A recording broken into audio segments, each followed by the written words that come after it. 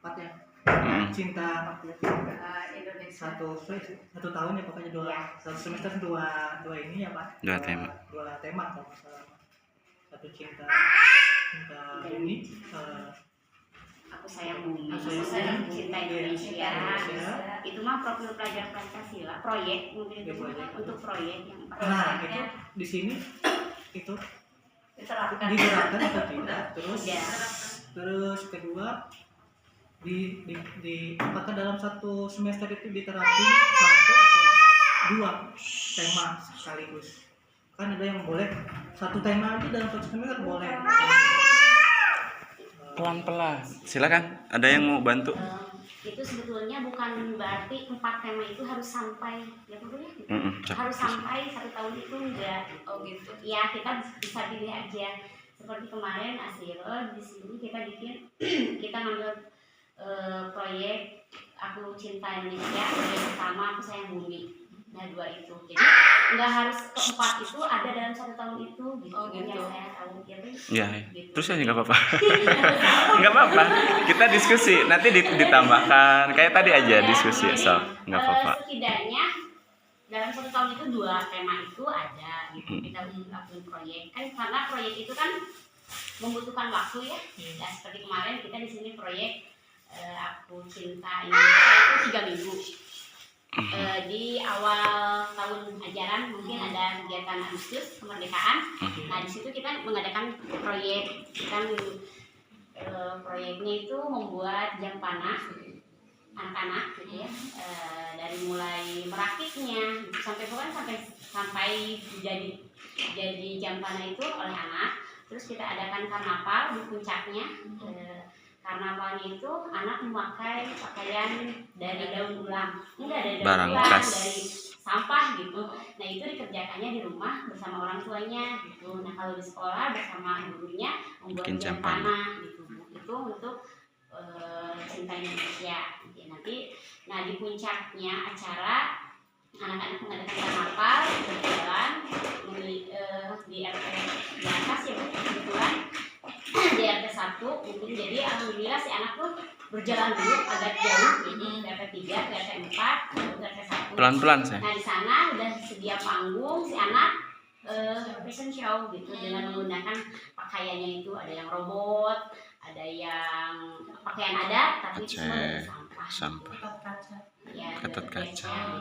Jadi pertanyaannya dari si Om Santo itu, apakah dari 1 tahun enggak itu 1 tahun ada 2? Iya enggak, iya kan dari awal mungkin enggak harus 4 tema itu dilakukan dalam 1 tahun.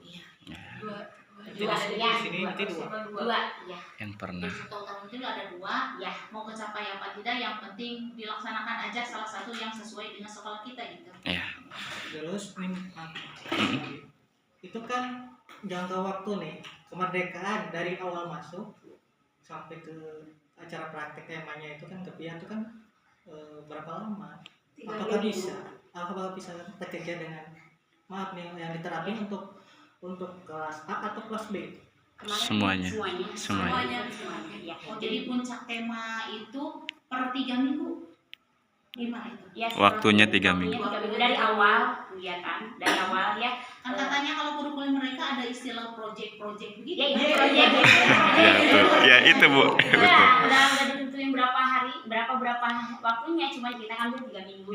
Jadi bebas aja mau 1 bulan atau 2 minggu juga nggak apa-apa. Tadi saya tanya dengan projectnya Ibu ini pas puncaknya pas berapa hari kita masuk nih awal jalan baru Juli ke 3 minggu tuh apakah terkejar gitu kan? Juli, Agustus ya, awal Agustus kita udah mulai. Sudah kan kita ngajarin kelas ayam baru, itu aja susahnya minta ampun. Sambil belajar juga sama anak gitu, jadi nggak kok gitu. Kan soalnya gini kan, ketika anak baru di kelas A datang, apalagi ada juga sih ada yang kelas B suka masuk kan Bu, datang itu ada yang berapa bulan baru bisa adaptasinya Bu ya, baru ini bisa dilepas sama orang tua. Ada itu aja susahnya masih ditungguin dalam kelas. Nah itu bagaimana mengejarnya dari sama ibu untuk yang anak yang misalkan ini Yang susah yang susah yang susah bisa ditungguhan sama orang tuanya. Oke. Jadi maksud Bapak itu jadi Apakah kan bisa project itu kan punya tujuan pembelajaran. Waktunya kan tadi 3 minggu gitu kan. Di awal tahun ajaran baru kan anak-anak sulit diatur bagaimana menyeimbangkan antara apa ya? untuk Antara si profil pelajar Pancasila dengan regulasi diri yang belum terbentuk gitu. Jadi irisannya irisan itu jadi kesamaan dari dua halnya seperti apa? Silakan teman-teman. Bu Holi. Oke. Maksud gini Pak, jadi untuk proyek itu adalah bagian dari struktur kurikulum Bu ya. Jadi struktur kurikulum Merdeka itu ada Memang dua. harus diadakan itu si proyek itu. Ya, jadi struktur kurikulum Merdeka itu dua, itu ya. Ada dua. Yang pertama namanya intrakurikuler. Intrakurikuler ini yang diajarkan adalah capaian pembelajaran. Capaian pembelajaran ada 3. Kalau di kurikulum 13 kita mengenal dengan kompetensi inti diturunkan menjadi kompetensi dasar. Diturunkan lagi menjadi 6 aspek pengembangan. Nilai agama dan moral, bahasa, kognitif, sosial emosional, fisik motorik dan seni. Untuk kurikulum Merdeka, KIKD dan 6 aspek pengembangan itu dielaborasi. Digabung lagi menjadi capaian pembelajaran, di mana di intrakurikuler diajarkan 3 capaian pembelajaran. Yang pertama capaian nilai agama dan budi pekerti, yang kedua jati diri, yang ketiga dasar literasi dan STEAM. Itu yang diajarkan di kurikulum Merdeka. Adapun profil pelajar Pancasila itu merupakan bagian struktur kurikulum kurikuler, artinya kurikulum tambahan. 6 dimensi ini akan sama, mulai dari beriman dan bertakwa kepada Tuhan Yang Maha Esa, berkebijakan global, kreatif, mandiri, gotong royong. Yang ini di SD pun akan diajarkan, di SMP diajarkan, cuma tema yang akan berbeda. Khususnya untuk di TK, makanya kita disediakan 4 tema, cuma kita diperbolehkan hanya 2 tema yang akan kita pakai dalam proyek. Untuk menentukan proyek ada lagi bentuk kegiatannya, ada 3. Yang pertama adalah kegiatan penjajakan pengembangan dan evaluasi. Jadi di proyek itu ada apa ya? Ada step by stepnya. Yang kami lakukan kemarin itu adalah tadi betul kata Bu Ita, ada tema yang kita pilih adalah Aku Cinta Indonesia. Apakah bisa misalkan anak yang baru masuk terus untuk mencapai itu? Bisa banget. Ketika kita menyuruh anak bikin jampana, jadi hari itu anak itu tidak nulis. Kita ajarkan observasi jampana dulu, nonton tayangan jampana dulu. Bagaimana misalkan ketika anak nonton, anak rajal di sana. Jadi nertibkan anak sambil dengan nonton jampana. Irisannya di sana. Jadi regulasi dirinya bisa terbentuk, tapi profil pelajaran Pancasila yang kita angkat anak melihat jampana itu apa dengan cara nonton, yaitu juga disambil gitu. Jadi irisannya di sana. Jadi kita sebagai pendidik harus tahu persis ketika kita ngajarin ini ada berapa targetan yang bisa kita capai. Misalkan ya dari teh manis saja Ibu, kalau literasinya banyak. Tadi Ibu dengar mungkin saya tanya, berapa huruf tuh? T diulang gitu. Tidak dimandirikan TEH gitu kan. Itu tulisannya enggak kan? T sama huruf apa? Saya stimulus TA, ta, TI, T, TU, tu, TE, T. Nah, berarti T sama huruf apa? Sama huruf TI ulang lagi. TA, ta, TI, T, TU, tu, TE, T. Sama huruf yang kedua setelah T, huruf E. Ketemu gitu. Jadi kita nggak boleh bosan untuk memberikan stimulus bimbingan sehingga anak bisa menemukan jawaban yang diharapkan. Itu prosesnya. Jadi abdi ngulang-ngulang ke anak itu. TA dibaca apa? Kan anak saya tahu bahwa dia sudah bisa menyambungkan huruf konsonan dengan huruf vokal. Kan masalahnya si anak masih belum ngeh. T ditambah huruf naon. Makanya saya kasih asesmennya. TA dibaca apa? Ta, TI, TU, tu, te, te. Berarti huruf apa yang kedua? T. Ulang lagi, ta, ta. Kata si anak teta. Cek urang teh ti, ti, tu, tu, te, T. Berarti huruf apa yang kedua? T. Ketemu seperti itu. Jadi literasi calistung-nya ada. Makanya alhamdulillah calistung di Asirod itu ya udah lumayan lancar ya. Kemarin kita udah melakukan observasi kunjungan rumah ke rumah-rumah. Kita bikin rubrik guru-guru yang menilai anak dikatakan lancar membaca pada level 1 itu seperti apa, level 2 seperti apa, kita punya rubrik itu. Kita sampaikan ke orang tua, anak itu baru level pertama, treatmentnya ibu seperti ini, kalau di level 2, level 3 treatmentnya seperti ini. Jadi orang tua merasa cukup puas dengan apa yang kita sampaikan. Kalau ada anak yang kurang membaca huruf pohoan wae gitu A sampai Z, kita sudah kasih treatmentnya. Ini ada buku di sekolah, coba sering pinjam buku seperti itu. Jadi ini agak panjang lebar karena memang basic. Jadi irisannya seperti itu Pak. Jadi ketika regulasi diri belum terbentuk, kita mau ngambil profil pelajar Pancasila, kita stop dulu intrakurikulernya. Jadi kita nggak ngajarin CP-nya. Yang kita kejar adalah dimensi profil pelajar Pancasila. Bagaimana agar anak bisa gotong royong. Jadi cagen heula anu tilu CP tadi mah. Ambil orang te stres. Jadi seperti itu Pak. Silahkan. Ya, ya.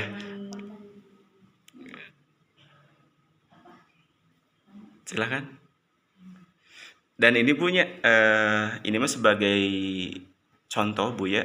Karena tadi kami sering nulis PR ngedekulnya murah ibu guru teh lamun bade euy teh sok nitikan heula gitu nya. Makanya kita punya solusinya, kita sudah mau launching ya tahun sekarang, kita ini akan jual ke orang tua. Jadi buku kotak akan diganti dengan ini. Karena ini sudah berdasarkan evaluasi, ini adalah huruf A besar, semuanya sudah ada titik-titik. Jadi anak nanti rencananya mun teh mah nulis PR teh teu ngadekul ke guru teh. Pasikeun mah ieu itunya. Ini sudah sampai Z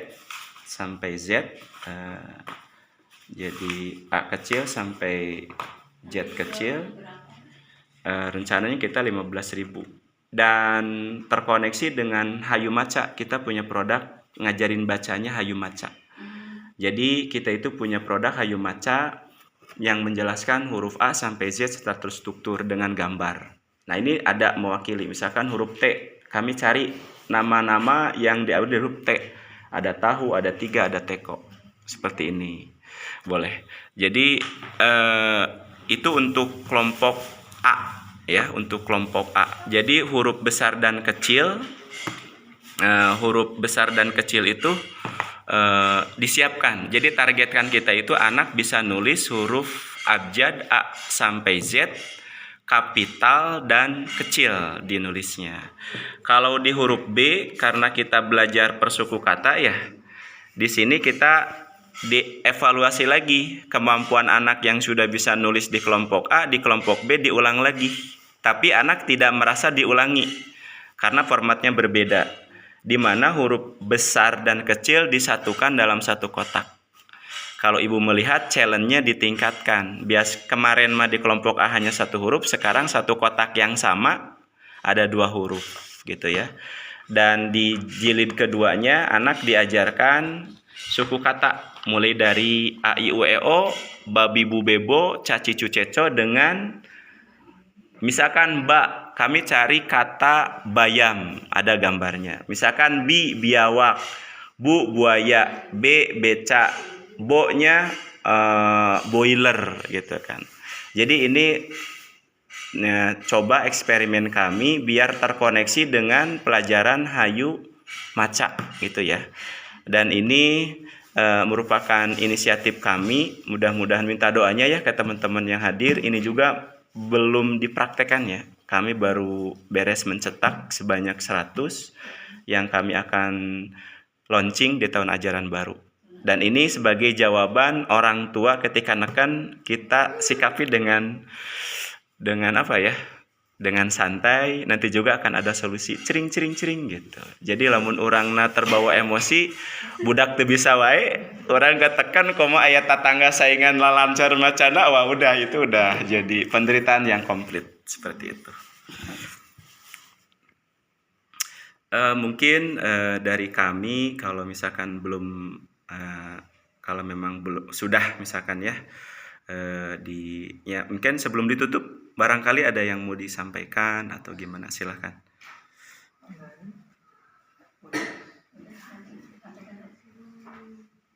Tadi ambeh narurut gitunya mun teu lepatmu udah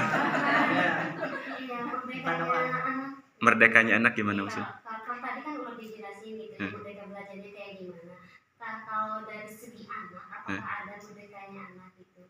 Dari hal disiplin atau bagaimana gitu? Dipatutkan kalau saya itu salah mengajarkan gitu, salah menerapkan gitu. Apakah di merdeka kurikulum merdeka ini anak dibentak boleh tidak? Atau bukan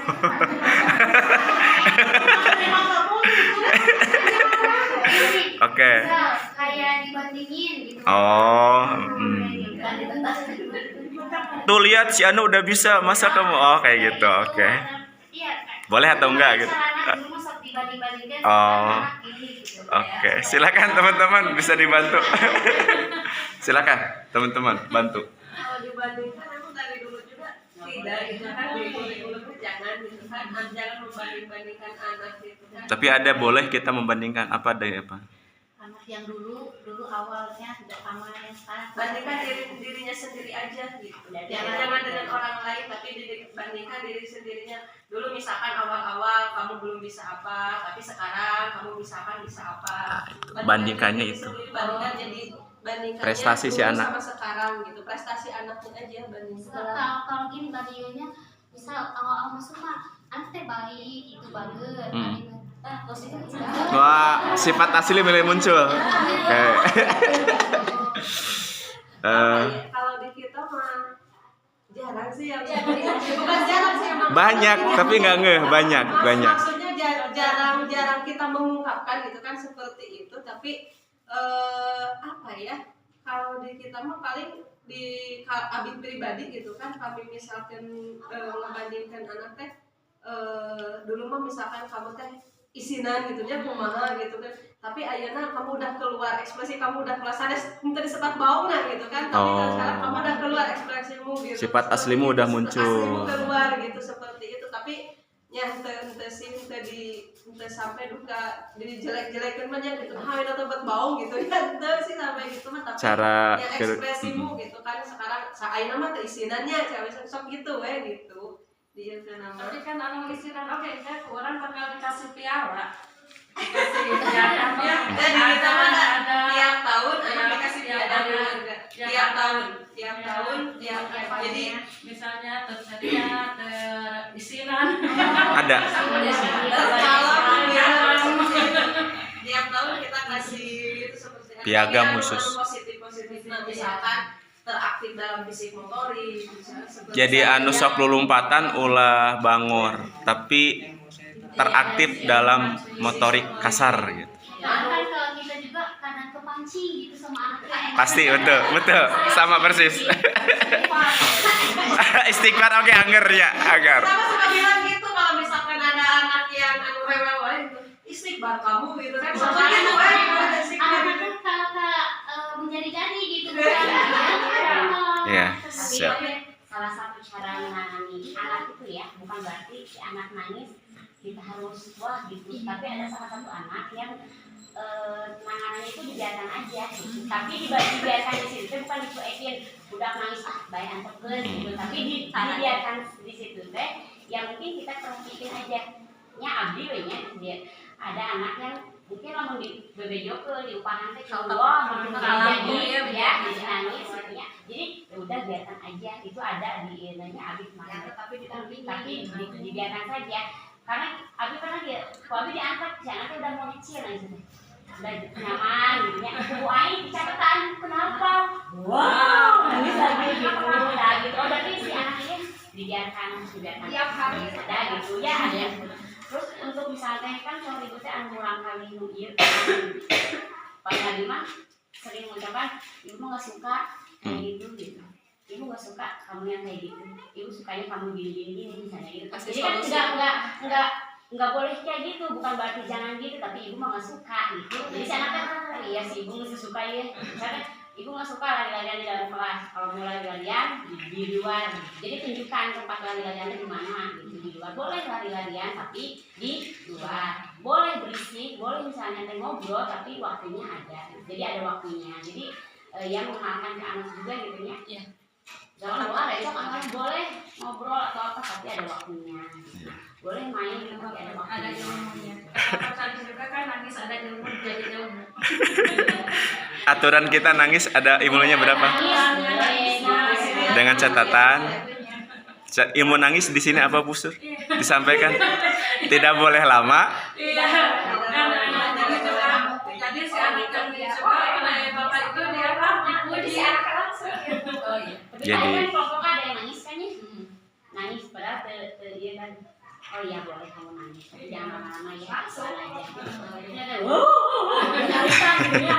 Kantoran. Jadi benjokeun we naon cobain dari bismillahirrahmanirrahim sambil manteng kau. Tapi saya lebih tertarik ke materinya kalau ada yang nangis itu jadi dikasih pujian kamu hebat tuh nangis juga kamu udah apa udah ada ilmunya itu nangis kamu nangisnya udah nggak kencang lagi ya. Jadi dipuji sana kita yang nangis juga jadi sekarang bukannya tambah itu nangisnya tapi si anak juga kan jadi nyarek ulah cerik. Tapi boleh kamu nangis, boleh banget. Tapi nangisnya ada aturannya. Satu, nangisnya nggak lama ya. Boleh nangis. Yang kedua, nangisnya itu jangan kenceng. Kenapa? Kalau kamu kenceng orang lain terganggu. Kita jelaskan. Yang ketiga, kamu nangisnya jangan ngamuk. Takut orang terganggu. Si budak teh lalaunan cerik, nah kan udah memakai ilmu nangis yang tadi saya tampilkan ya. Nomor 2, keren, kamu itu nangisnya pakai ilmu, udah nggak kencang kan gitu. Jadi maksudnya seperti itu. Jadi mungkin jawabannya Ibu ya, di kita itu untuk memperlakukan anak merdeka itu kita belajar pembelajaran berdiferensiasi namanya ya. Jadi pembelajaran berdasarkan karakteristik anak, berdasarkan informasi asesmen dari orang tua. Terus bagaimana sih, misalkan bolehkah kita sebagai guru membandingkan? Boleh kalau membandingkan dengan prestasi si siswa sebelum dan sesudah. Betul kata teman-teman, ketika anak ini masih belum bisa berkenalan, ketika dia sudah berkenalan, sampaikan, bandingkan. 3 bulan yang lalu kamu itu belum kenal si A, sekarang kamu sudah deketan dengan si A, keren. Berarti kamu sudah punya teman. Orang sukses cirinya banyak teman, kamu calon orang sukses. Jadi seperti itu, jangan bandingkan tuh lihat si Diki mah duduk diam nggak kayak kamu mah lari-lari terus, itu nggak boleh. Itu namanya bullying. Saya mau bertanya, enak nggak ketika kita dibandingkan dengan orang lain? Enggak enak.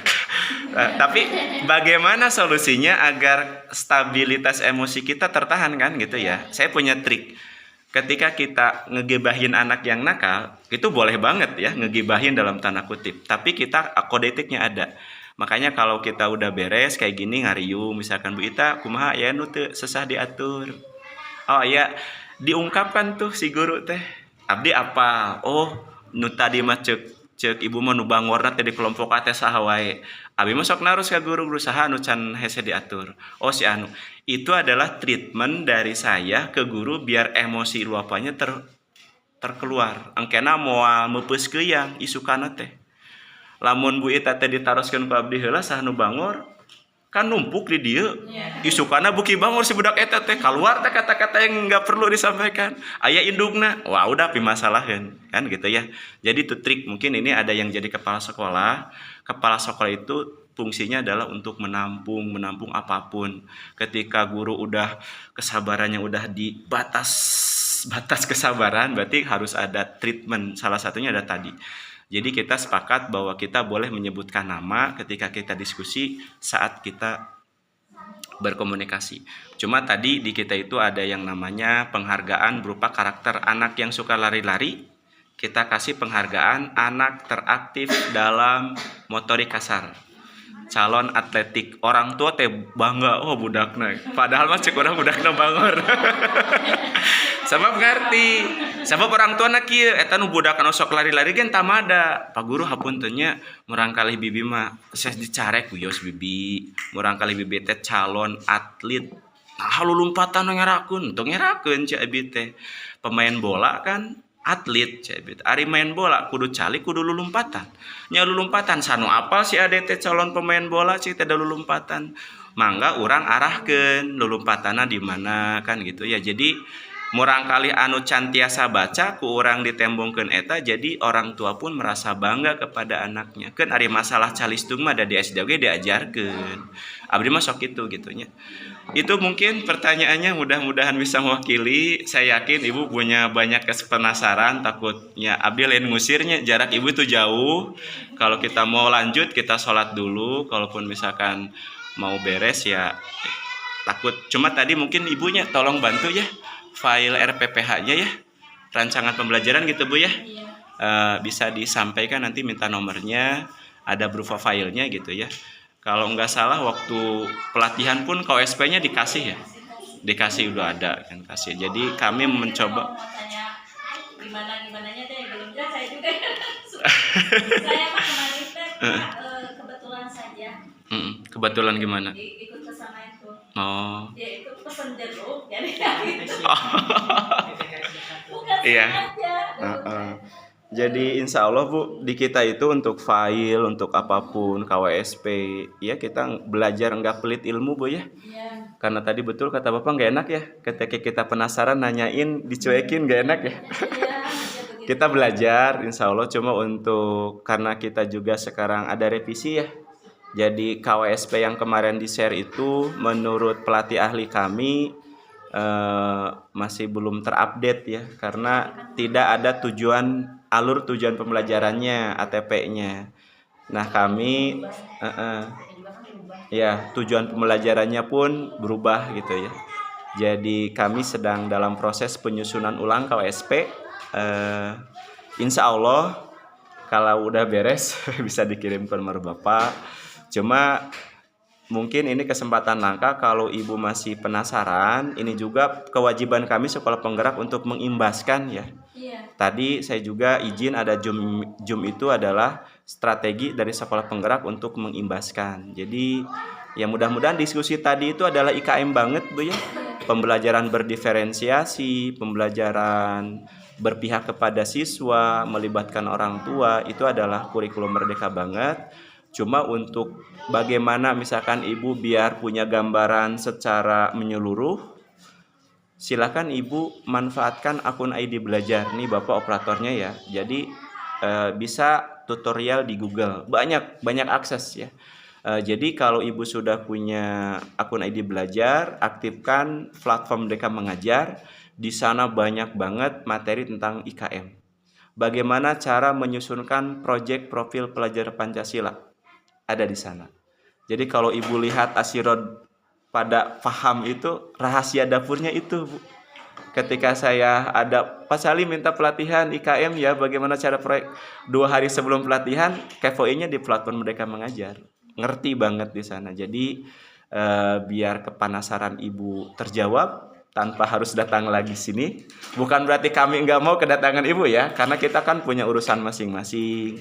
Ibu kalau sering berpergian mungkin meninggalkan. Jadi mungkin saya sampaikan di kesempatan yang baik ini kepada teman-teman, silahkan aktifkan platform Merdeka Mengajar. Di sana banyak sekali kurikulum merdeka, apa itu intrakurikuler, apa itu CP, diturunkan jadi TP, diturunkan jadi ATP, jadi modul ajar, itu dijelaskan di sana. Contoh-contohnya ada gitu. Itu mungkin